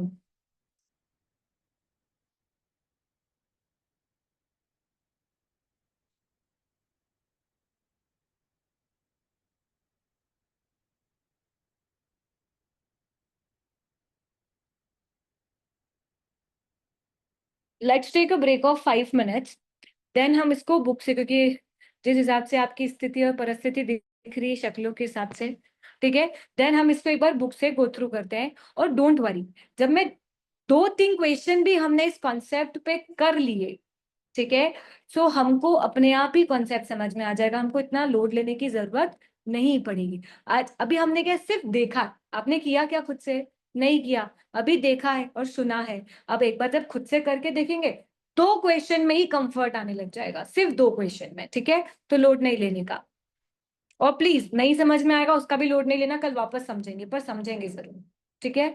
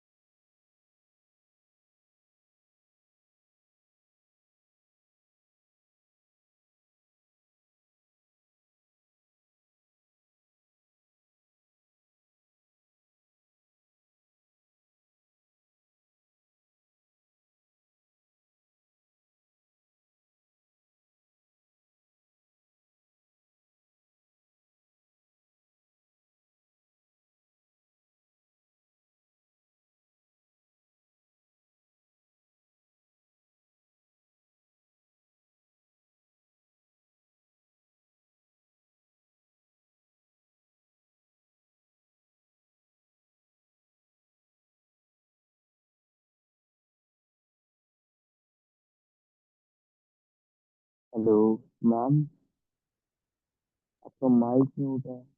नहीं यार, सबको आवाज आ रही है। अब आ रही है रितोष आवाज? यस मैम, पहले आवाज नहीं आ रही थी। हाँ अब आ रही है। वो क्या सबके डिवाइसेस खराब हो गए लगता है, हमारे तो आ रही थी। चलो सॉरी है, मैं माइक अनम्यूट करना रह गया था। चलो, डेफर्ड टैक्स का कॉन्सेप्ट समझ में आया ना कि क्यों आया गया है, क्यों लाया गया है डेफर्ड टैक्स। कब डेफर्ड टैक्स आता है? जब क्या होगा, अकाउंटिंग प्रॉफिट और टैक्सेबल प्रॉफिट में डिफरेंस होगा। सेम है तो आएगा क्या? उतने का ही बनाना था जितना बनना है। आएगा डिफरेंस? नहीं। तो कब आता है? जब अकाउंटिंग प्रॉफिट और टैक्सेबल प्रॉफिट में डिफरेंस आएगा। ये टर्मोलॉजीज हम सीख चुके हैं कि what do you mean by accounting profit and what do you mean by, किस टाइप के डिफरेंसेस आते हैं। परमानेंट मतलब कभी भी वो जीरो नहीं होगा, तो उसका ट्रीटमेंट हमने सीखा क्या? नहीं। टेम्पररी डिफरेंस मतलब जितना भी साल है, 2 साल, 3 साल, 4 साल, 10 साल, 20 साल, ultimately difference will become zero. Clear? ये पढ़ो।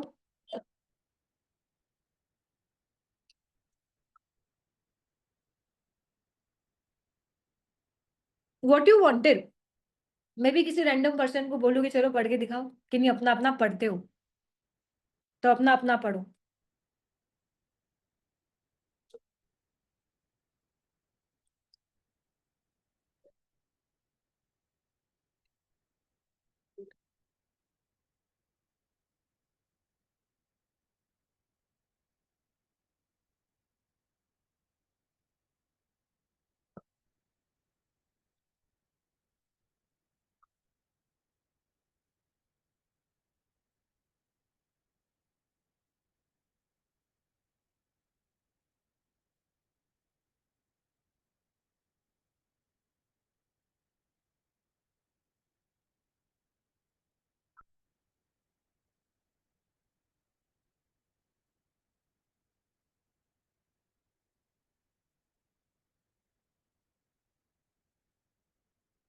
पढ़ा कुछ ऐसी चीज जो मैंने आप लोगों को एक्सप्लेन नहीं की या बताई नहीं या पढ़ाई नहीं?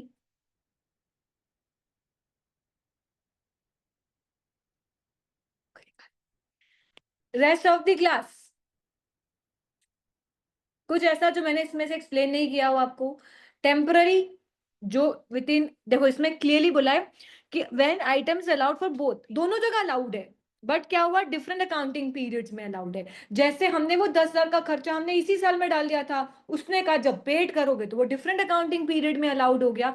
तो अलाउड तो है, डिसअलाउड नहीं है, बट डिफरेंट अकाउंटिंग पीरियड में। क्लियर? मैम टेम्पररी डिफरेंस मतलब the differences between the carrying amount of assets and liabilities, हमारे फाइनेंशियल पोजीशन में और टैक्स बेस में। मैं इसने ये नहीं बोला ग्रेटर या लोअर, टेम्पररी डिफरेंस और डिफरेंस आ रहा है दोनों का। अब वो डीटीएल क्रिएट होगा कि डीटीए, वो depends carrying value of assets is greater than tax base, तो क्या क्रिएट होगा? डीटीएल। सिर्फ ये रट लिया, ठीक है, तो आपको वो चारों अपने आप आ जाएंगे, उनको उल्टा करके डीटीए डीटीएल क्रिएट कर देना। यस और नो? Examples दिए, certain expenditures of incomes and expenses are taxed on a cash basis rather than accrual basis। जैसे हमने किया, हमारी बुक्स accrual basis पे बनती तो हमने अलाउड किया, इनकम टैक्स कब अलाउड करेगा? कैश बेसिस पे। तो मैम हमको लिस्ट ऑफ एक्सपेंडिचर रटने की जरूरत है नहीं है, आपको एग्जामिनर बताएगा कि ये इनकम टैक्स में अलाउड है या नहीं अलाउड है, और इनकम टैक्स में अलाउड है तो कब अलाउड है। ठीक है, तो अगर अलाउड है ही नहीं तो that difference is always a permanent difference. और टेम्पररी डिफरेंस आज अलाउड नहीं है पर आप पे कर दोगे तो अलाउड हो जाएगा, तो that difference is consider as a temporary difference. Clear? The difference between non current assets accounting depreciations and tax allowances बताया मैंने आपको, डेप्रीसिएशन वाला। और जर्नली आपको डीटीएल और डीटीए में मेजोरिटी ऑफ द केसेस में ये डेप्रीसिएशन का कॉन्सेप्ट को टेस्ट किया जाता है। देखो यहाँ पे लिखा हुआ भी होगा, for your examination non current assets are most likely source of temporary difference and but you may see, आप अदर एग्जाम्पल्स भी देखोगे, पर मेजोरिटी ऑफ द टाइम्स आपको कैसे केसेस देखने को मिलेंगे? डेप्रीसिएशन के डिफरेंस को। क्लियर? यस और नो? आप क्यों डेफर्ड टैक्स को रिकॉग्नाइज करते हो? Because accrual concept required is recognition. Accrual concept बोलता है कि रिकॉर्ड करना पड़ेगा। लाइबिलिटी और एसेट्स इवेंचुअली बी सेटल्ड, हम अल्टीमेटली सेटल्ड तो कर रहे हैं। आप सोचो, आप प्रोविजन कितने का बनाते हो और जैसे ही डीटीएल कर देते हो तो बैलेंस सेम आ जाता है क्या? यस और नो? ठीक है। So ma'am, how to settle या how to calculate the deferred tax, उसने जर्नली अगर आप सिलेबस में देखोगे तो आपको डीटीएल क्रिएट करने की ज्यादा सिचुएशन बनती है, डीटीए क्रिएट करने की कम सिचुएशंस बनती है। मेजोरिटी ऑफ द टाइम्स आप डीटीएल क्रिएट करते हो, ठीक है। डीटीएल मतलब प्रोविजन बनना था 10,000 का और हम कितने का बना रहे हैं? 8,000 का। इट मीन्स कहीं ना कहीं हम कम बना रहे हैं, तो हम एक लाइबिलिटी क्रिएट करते हैं। यस और no? For the FR examination you may calculate, first you need to calculate the temporary difference. हम कौन सी अप्रोच फॉलो कर रहे हैं? मैंने आपको पीएनएल अप्रोच भी बताई। पीएनएल में बताया ना कि देखो 8,000 क्रिएट किया, आप 2,000 और क्रिएट कर दोगे तो बैलेंस मैच हो जाएगा। यस और नो? पर हम कौन सी अप्रोच फॉलो करते हैं? Balance sheet. तो इट्स मीन जब हम बैलेंस शीट के हिसाब से कैलकुलेट करते हैं तो जो भी एंड में बैलेंस आप निकालते हो, इधर इट इज डीटीएल और डीटीए, वो क्या रिप्रेजेंट करता है?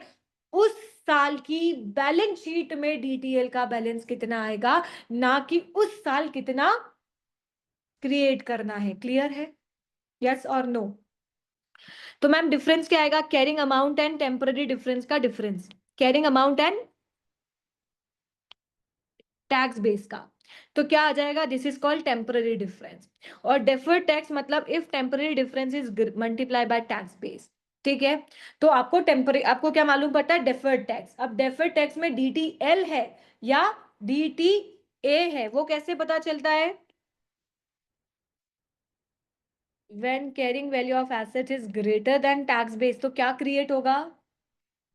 डीटीएल। तो carrying value of liability is less than tax base, तब भी डीटीएल होगा, और इसके अपोजिट दोनों में डीटीए क्रिएट होगा। यस और नो?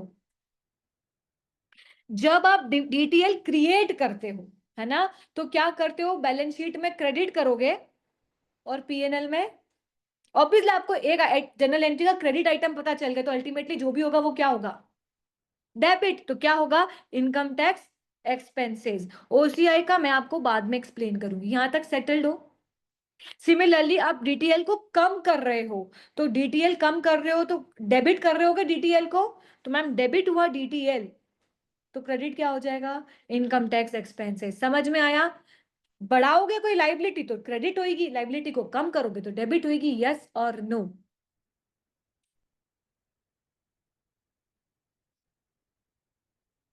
चलो क्वेश्चन,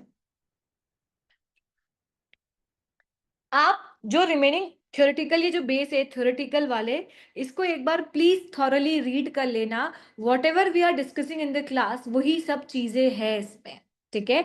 सो एक बार आप आपके हिसाब से कॉन्सेप्चुअली एक बार रीड कर लेना। Am I clear? Do you want me to read in front of you right now? Waste of time, थोड़ा तो खुद से करो, सब मैं ही पढ़ा दूंगी तो क्या चलेगा। चलो क्वेश्चन पढ़ो।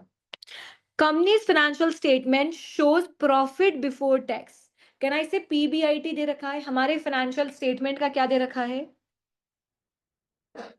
Profit before tax. कितना? 1,000 इन ईच ईयर ऑफ 1, 2, 3, मतलब फर्स्ट ईयर 1,000 है, सेकेंड ईयर 1,000 है, थर्ड ईयर 1,000 है। This profit is stated after charging depreciation of 200 per annum. Can I say this profit is calculated by charging depreciation of 200 every year in books of accounts. Accounting profit की अगर बात करें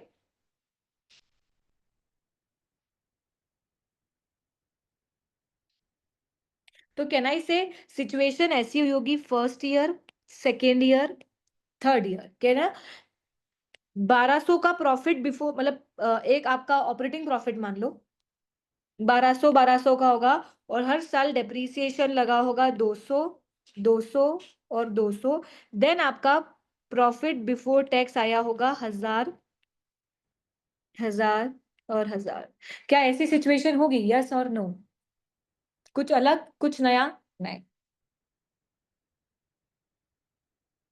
yes ma'am. Due to the purchase of an asset costing 600 in a year, can I say, अगर मैं balance sheet की बात करूं SOFP की, तो 600 की एक एसेट होगी जिसपे 200 का डेप्रीसिएशन लगा होगा, कैरिंग वैल्यू आई होगी 400। इधर फिर 400 का एसेट होगा, इधर डेप्रीसिएशन लगा होगा 200 और एसेट्स की वैल्यू आई होगी 200। इधर आया होगा 200 और इधर आया होगा 200 और इधर आ गया होगा 0। यस और no? This is my accounting profit का सिचुएशन। यस और नो? कुछ अलग, कुछ ऐसा किया जो अभी तक नहीं समझा? नहीं। ठीक है। अरे यार ये क्यों नहीं चल रहा है?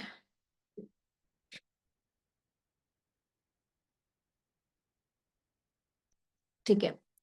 Which is being depreciated over 3 years useful life on a straight line basis। ठीक है, हमारी बुक्स के बारे में डिटेल दे रखी है और हमने एक तरीके से हमारी बुक्स बना ली। पूरी बनेगी क्या? डिटेल ही नहीं दे रखी, जितनी दे रखी उतना बना लिया। Yes sir.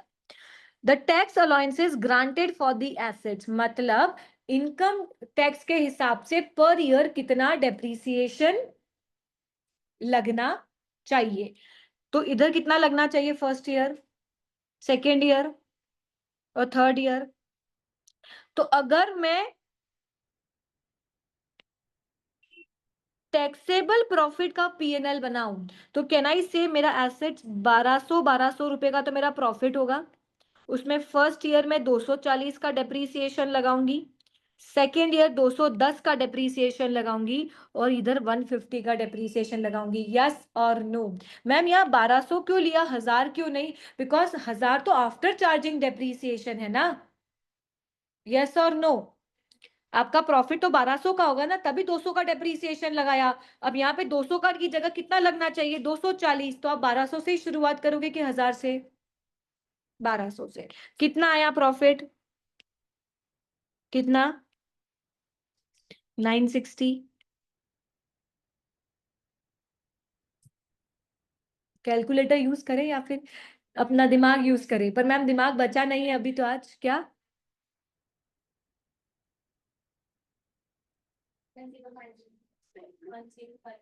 यहाँ तक सेटल्ड हो? Yes ma'am. मैम अगर हम SOFP की बात करें तो हमारा एसेट 600, 600 और 600 का होगा। कितना डेप्रीसिएशन लगा होगा? फर्स्ट ईयर, सेकेंड ईयर और थर्ड ईयर। बताओ क्या वैल्यू आई?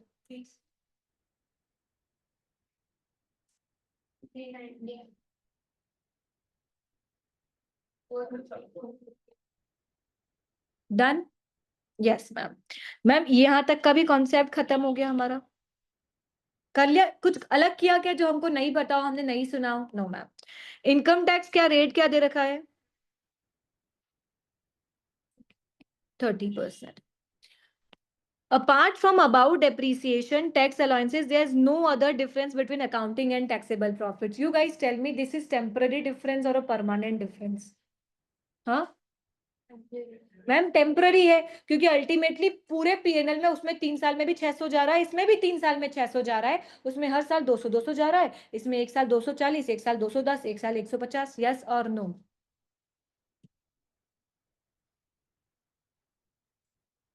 अरे रे रे रे रे,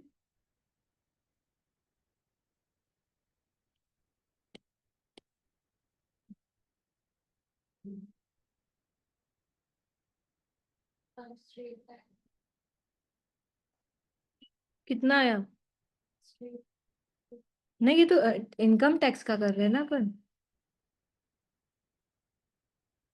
इनकम टैक्स का ये स्ट्रेट लाइन मेथड से तो ये कर लिया अकाउंटिंग प्रॉफिट वाला। डन। यस और no? Yes ma'am. Ignoring the deferred tax का कॉन्सेप्ट, भूल जाओ डेफर्ड टैक्स का कॉन्सेप्ट। तो वो बोल रहा है कि आप पीएनएल बनाओ for first second and third year का। ठीक है चलो मैम, अगर डेफर्ड टैक्स का कॉन्सेप्ट भूल गए, 1000 का प्रॉफिट है, ठीक है, आप मुझे बताओ current year income tax charge कितना बनेगा? कितना? 300 पीपल, कितना बनेगा? 300।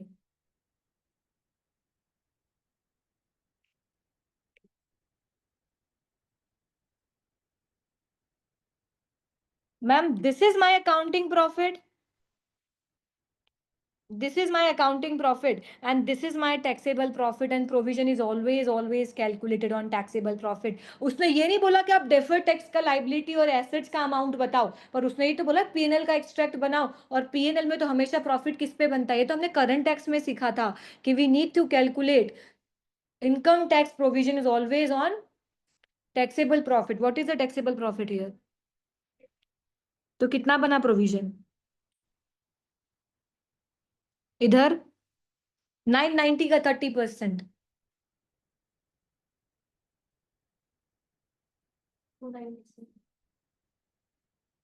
297, और इधर कितना 350. मेरी बात 50. मेरी बात आपको समझ में आई? यस और नो?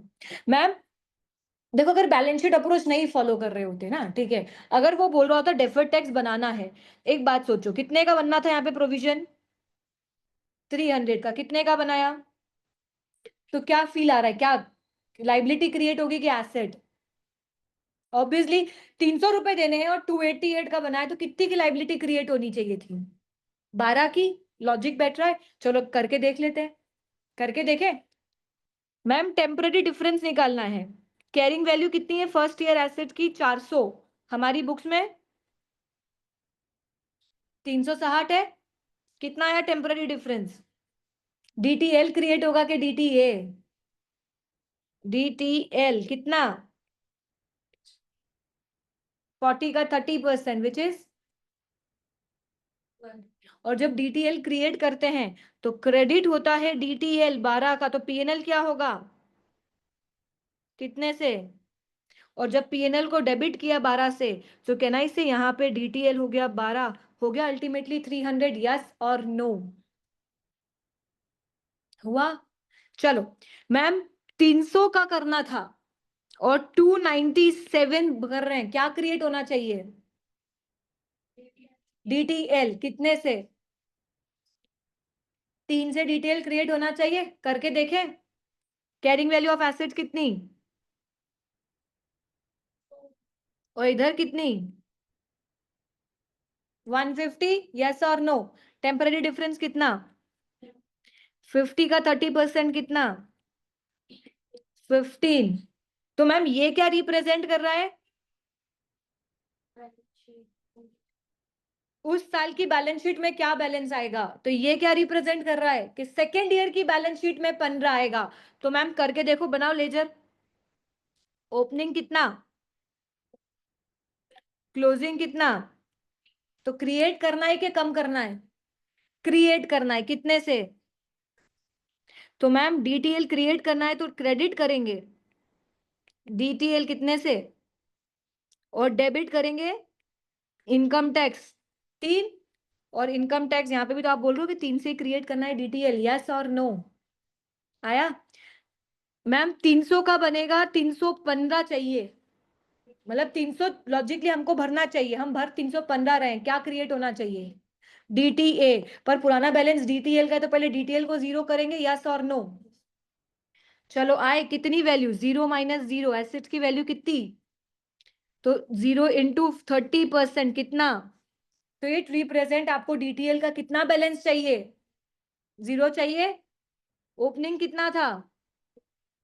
15. क्लोजिंग कितना चाहिए? तो कितने से कम करना है? मैम 15 से कम करना है. जब लाइबिलिटी को कम करना होता है तो क्या करते हैं? डेबिट किया डीटीएल 15 और क्रेडिट क्या कर दिया एसओपीएल 15 से. मैम ये खर्चा था, ये 315 डेबिट एक खर्चा था, और 15 से कम करेंगे क्योंकि क्रेडिट करना है ना पीएनएल, तो डेबिट में से पीएनएल माइनस कर देंगे तो क्रेडिट हो जाएगा पीएनएल. यस और नो? कितने से माइनस किया इसको? हो गया अल्टीमेटली 300. यस और नो? आई बात समझ में? डिफिकल्ट है? नहीं, पर ये क्वेश्चन घर जाके करोगे तो एक बार में तो नहीं बनेगा, किसी भी हालत में नहीं बनेगा. मैम इतना कॉन्फिडेंस है आपको, मेरे पे कॉन्फिडेंस नहीं है। ये कॉन्सेप्ट कैसा होता है, सुनने में तो हमको समझ में आता है, हमारा माइंड प्रोसेस भी कर पाता है, हाँ सही बात है, डीटीएल बन रहा है, डीटीए बन रहा है। जब हम खुद से करने बैठते हैं तो वी गॉट कंफ्यूज कि डीटीएल डीटीए बन रहा है। और बताओ मेजोरिटी ऑफ द टाइम बच्चे मिस्टेक्स कहाँ करते हैं, बच्चे ये मिस्टेक्स कर देते हैं कि उनको ये समझ नहीं आता कि ये बैलेंस शीट का अमाउंट है, उनको ये लगता है कि ये पीएनएल में क्रिएट होएगा। पर आप फॉलो कौन सी कर रहे हो, बैलेंस शीट की। तो वो जो आंसर भी निकलेगा तो वो क्या रिप्रेजेंट करेगा कि उस साल की बैलेंस शीट में क्या बैलेंस आएगा। बच्चे कंफ्यूज होते हैं तो ये बोलते हैं मैम इस साल 12, क्योंकि इस साल तो 12 ही क्रिएट हुआ, और मैम नेक्स्ट ईयर 15 क्रिएट होना चाहिए। नहीं, नेक्स्ट ईयर कितना क्रिएट होगा, 3। क्यों, क्योंकि 15 रिप्रेजेंट कि उस साल की बैलेंस शीट में मुझे 15 बैलेंस चाहिए। तो ओपनिंग अगर 12 है, क्लोजिंग 15 चाहिए, तो एसओपीएल में कितना क्रिएट होएगा। ठीक है, तो डेफर्ड टैक्स का जो भी मूवमेंट होता है वो कहाँ जाता है, पीएनएल पे, और it represent the closing balance of DTL DTA. ठीक है, तो पहले जो बैलेंस क्रिएट किया होगा पहले उसको जीरो करोगे और फिर कोई नई चीज क्रिएट करोगे, यस और नो। ठीक है, so what you have to do, आज आप लोग घर जाके ये वाला क्वेश्चन पूरा सॉल्व करना। उसने एक क्वेश्चन बोला इग्नोर डेफर्ड टैक्स, वैसे करना, और एक बार डेफर्ड टैक्स जो हमने साथ में किया है वैसे करके देखना, प्रॉपर प्रेजेंटेशन के साथ। First year, second year, third year, current year का प्रोविजन 315 लेस डीटीए या increase in DTL by 15, then बाहर 300 रुपए का बैलेंस आएगा। बैलेंस शीट में डीटीएल का बैलेंस जीरो हो गया और करंट लाइबिलिटी का बैलेंस आ गया 315। मेरी बात समझ में आई, प्रॉपर सॉल्व करके आना, क्योंकि एक भी स्टेप मिस की ना सब भूल जाओगे। ठीक है, सो ये क्वेश्चन आपको घर से करके आना है। इस पूरे चैप्टर में सिर्फ एक रीवैल्यूएशन का कॉन्सेप्ट बचा है, बाकी कल मुझे हार्ड, देखो रीवैल्यूएशन का कॉन्सेप्ट समझाने में अराउंड 45 मिनट्स लगेंगे। ठीक है, फिर हम इसके मेजोरिटी ऑफ द सारे क्वेश्चंस मेरे साथ बैठ के सॉल्व करेंगे, then we are going to wind up this chapter. Okay, anything else. So please, आज मैं आपको लिटरली रिक्वेस्ट कर रही हूँ, प्लीज घर जाके ये कॉन्सेप्ट पढ़ लेना, नहीं पढ़ोगे कल का कुछ समझ नहीं आएगा, सब रॉकेट जाएंगे। ठीक है, done, can we wind up people in the class.